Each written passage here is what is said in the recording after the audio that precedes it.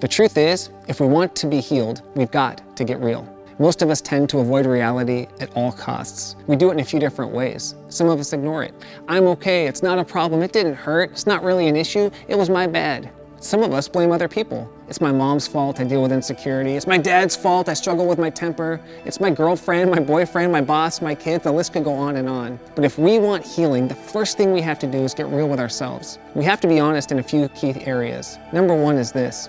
Sometimes I do dumb stuff. And I don't just mean me, I mean us collectively. We do stupid things. There's an ancient proverb that says the path before each person seems right, but in the end, it leads to death.